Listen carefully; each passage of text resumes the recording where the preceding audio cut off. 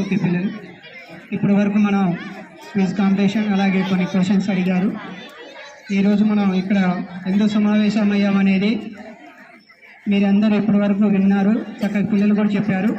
శ్రీనివాస రామానుజన్ మన Indian mathematician scientist. Silence, ఒక 4 విషయాలు చెప్పేసి క్లోజ్ చేస్తాను. సో ఈ విషయాలు మీకు ఆల్రెడీ మన పిల్లవాడు చదివి చెప్పారు. అయితే ఈ గణితం యొక్క ప్రాముఖ్యత నేను చెప్పాలనుకుంటున్నా. ఎందుకు అసలు గణితం, ఈ మ్యాథ్స్ అనేది మనకి అవసరం. దీని అవసరం ఏముంది మనకి లైఫ్లో అంటే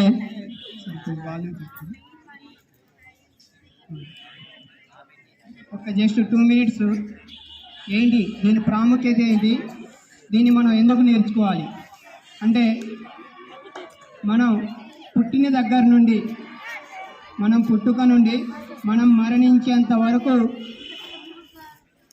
మనకి మ్యాథ్స్ ముడిపడి ఉంటుంది. అది ఎలా అంటారా, మనం ఎప్పుడు పుట్టాము అని తెలియచేయడానికి కూడా మ్యాథ్స్ అందులో అంటే డేట్ ఆఫ్ బర్త్ చెప్తాము, టైం చెప్తాము.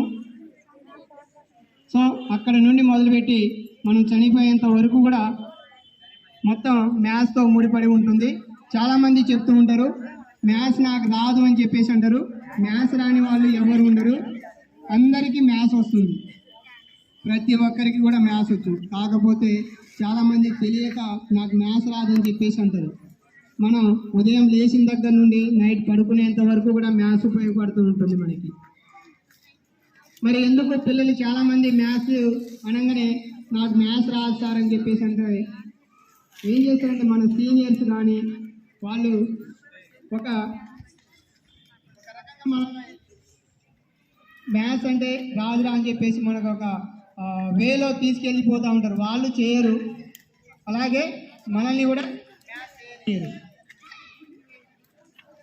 సో వాళ్ళ నుండి మీరు దూరంగా ఉండండి. ఎవరైతే మ్యాథ్స్ గురించి ఇది మ్యాథ్స్ మీకు రాదురా, అరే చాలా హార్డ్రా అని చెప్పేసి అంటూ ఉంటారు. మరి ఇది ఎవరైతే మ్యాథ్స్ నేర్చుకుంటారో వాళ్ళు పర్ఫెక్ట్గా జీవితంలో ఏదైనా సక్సెస్ అవుతారు. ఎన్ని కన్ఫ్యూజ్ క్వశ్చన్స్ వచ్చినా సరే దాన్ని సాల్వ్ చేసే కెపాసిటీ మ్యాథ్స్ నేర్చుకున్న వాళ్ళకి ఉంటుంది. అది ఎలాగంటే ఒక చిన్న విషయం చెప్తాను. ఫర్ ఎగ్జాంపుల్, మనం ఒక తెలుగు రాస్తున్నాం అనుకోండి. తెలుగు రాసేటప్పుడు మనం లెఫ్ట్ సైడ్ స్టార్ట్ చేసి రైట్ సైడ్కి వెళ్ళిపోతూ ఉంటాము. దాన్ని చదవమన్నప్పుడు కూడా మనం లెఫ్ట్ సైడ్ స్టార్ట్ చేసి రైట్ సైడ్కి చదువుకుంటూ వెళ్ళిపోతాము. అలాగే ఇంగ్లీష్ తీసుకోండి, లెఫ్ట్ సైడ్ స్టార్ట్ చేసి రైట్ సైడ్కి మనం రాసుకుంటూ వెళ్తాము. చదవడం కూడా లెఫ్ట్ సైడ్ నుండి స్టార్ట్ చేసి రైట్ సైడ్కి వెళ్తాము. మన మ్యాథ్స్ దగ్గరకు వచ్చేసరికి నెంబర్స్ ఏదైనా రాయండి అంటే ఒక నెంబర్ రాస్తాము, రాయటం మాత్రం లెఫ్ట్ సైడ్ స్టార్ట్ చేసి రైట్ సైడ్కి వెళ్తాము. ఆ నెంబర్ ఎంతరా అంటే దాన్ని రైట్ సైడ్కి వెళ్ళిపోతాం. 1s 10s 100 1000 అని చెప్పేసి. అంటే రాయటం మాత్రం మనం లెఫ్ట్ సైడ్ స్టార్ట్ చేసి రైట్ సైడ్కి వెళ్ళాము. అలాగే 1s 10s ఇలా రైట్ సైడ్ నుండి లెఫ్ట్కి వచ్చాము. నెంబర్ చెప్పేటప్పుడు ఏం చేస్తాం, మళ్ళీ రైట్ సైడ్ నుండి లెఫ్ట్కి చెప్తాము. అంటే మనకి ఇప్పుడు లెఫ్ట్ రైట్ రెండు వచ్చేసాయి. ఓకేనా, లెఫ్ట్ రైట్ అంటే మనకి ఇటు నుండి ఏ క్వశ్చన్ వచ్చినా సాల్వ్ చేస్తాం, లెఫ్ట్ సైడ్ నుండి ఏ క్వశ్చన్ వచ్చినా సాల్వ్ చేస్తాం. ఓకే, ఇక్కడ వరకు బాగానే ఉంది. నెక్స్ట్ ఎడిషన్కి వెళ్ళామనుకోండి. ఎడిషన్కి వెళ్తే ఒక నెంబర్ రాస్తాము, లెఫ్ట్ టు రైట్, మళ్ళీ డౌన్లో ఇంకో నెంబర్ రాస్తాం. ఎడిషన్ చేయండి అంటే ఏం చేస్తాం, మళ్ళీ పై నుండి కిందకి ఎడిషన్స్ చేస్తాము. ఓకేనా, మళ్ళీ 10s కానీ 20s కానీ వస్తే ఆ నెంబర్ని తీసుకెళ్ళి ముందుకు వేస్తాము. అంటే ఈ రకంగా మనకి అదే డివిజన్ అనుకోండి, ఎడిషన్, మల్టిప్లికేషన్, డివిజన్ చూడండి. అంటే మనల్ని అన్ని వైపుల నుండి ఏ సమస్య వచ్చినా దాన్ని మనం అధిగమించి భవిష్యత్తులో మనం మంచి మార్గాన్ని ఎంచుకోవడానికి కానీ అన్ని సమస్యల్ని ఎదుర్కొనే కెపాసిటీని ఒక మ్యాథ్స్ ఇవ్వగలుగుతుందని నేను ధైర్యంగా చెప్పగలను.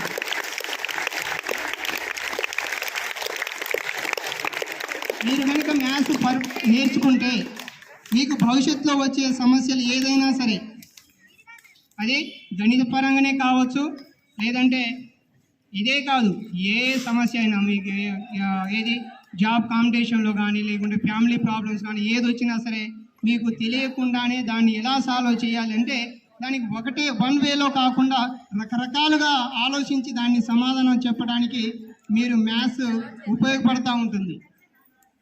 ఇక్కడ మీరు మ్యాథ్స్ సొల్యూషన్ చేసినప్పుడు ఏ విధంగా అయితే రకరకాలుగా ఆలోచిస్తారో, ఒక సమస్య వచ్చినప్పుడు దాన్ని కూడా అనేక విధాలుగా ఆలోచించి దాన్ని సాల్వ్ చేయడానికి ప్రయత్నిస్తారు. ఇంత ఉపయోగపడుతుంది మనకి జీవితంలో మ్యాథ్స్ అనేది. అందుకని చెప్పేసి ప్రతిరోజు మీరు చేయాల్సింది ఏమిటి, ప్రతిరోజు క్లాస్లో చెప్పిన టీచర్ చెప్పిన ఏదైతే ఉందో, ఎంతవరకు అయితే చెప్పారు మీకు వన్ ఆర్ 2 సమ్స్, అవి ఇంటికి వెళ్ళిన తర్వాత మళ్ళీ చేయండి. అంటే కాపీ చేయడం కాదు, దాన్ని అర్థం చేసుకొని చేయాలి. అర్థం చేసుకొని ఎప్పుడైతే చేస్తారో మీరు అది ఎలా వచ్చింది, దాని సొల్యూషన్ ఏంటి, ఆ స్టెప్స్ వైజ్గా. ఇందులో క్రమశిక్షణ కూడా ఉంది, డిసిప్లిన్ కూడా మ్యాథ్స్లో అది కంపల్సరీగా ఫాలో అయితేనే వస్తుంది. ఎగ్జాంపుల్, ఒక క్వశ్చన్కి మనం ఆన్సర్ రాస్తున్నాం వేరే సబ్జెక్టు, క్వశ్చన్ ఒక 10 పాయింట్స్ ఉన్నాయి, 2-3 పాయింట్లు రాసాము, తర్వాత 4th పాయింట్ గుర్తుకు రావట్లే, ఏం చేస్తాం, 5th పాయింట్ గుర్తుకు వచ్చింది, 5th పాయింట్ రాసేస్తాం, 6th 7th రాసేస్తాం, తర్వాత 4th పాయింట్ గుర్తు వచ్చింది, అప్పుడు రాస్తాము. కానీ మ్యాథ్స్లో స్టెప్స్ రాసుకుంటూ పోతున్నాం, ఒక స్టెప్ రాలే, తర్వాత ముందుకెళ్ళదు, ఇక అక్కడితోనే ఆగిపోతాం, ఇంకో స్టెప్ చేయడానికి వీలు పడదు. అంటే దాన్ని ఆర్డర్లో చేస్తేనే, అంటే ఆ క్రమశిక్షణ ఉంటేనే అది ముందుకెళ్ళగలుగుతాం, లేదంటే అక్కడే ఆగిపోతాం అన్నమాట. కాబట్టి మ్యాథ్స్ అనేది క్రమశిక్షణ కూడా నేర్పుతుంది. ఓకేనా?